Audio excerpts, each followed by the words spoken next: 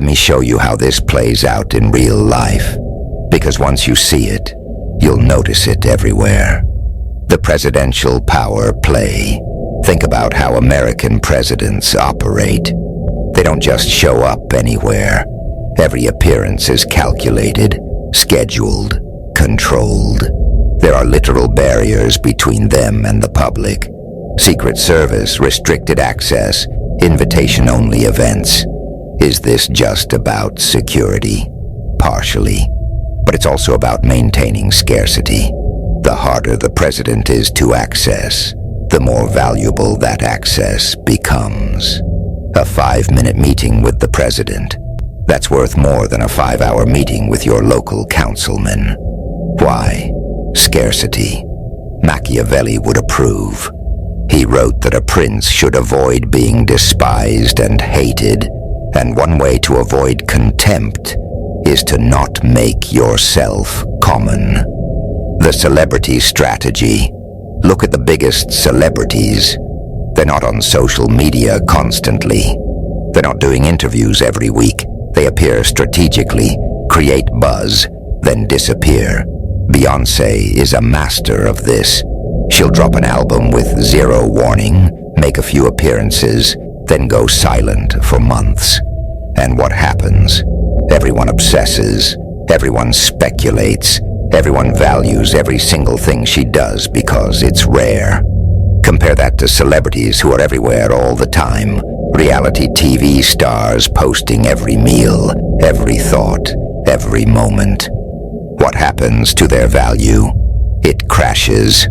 Overexposure kills mystique. The corporate game. In the business world, this is standard operating procedure. High-level executives are notoriously hard to reach.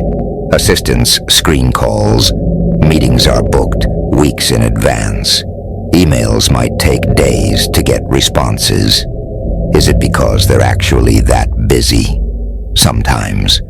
But often it's strategic, because the harder you are to reach, the more important you seem. And the more important you seem, the more leverage you have in every negotiation.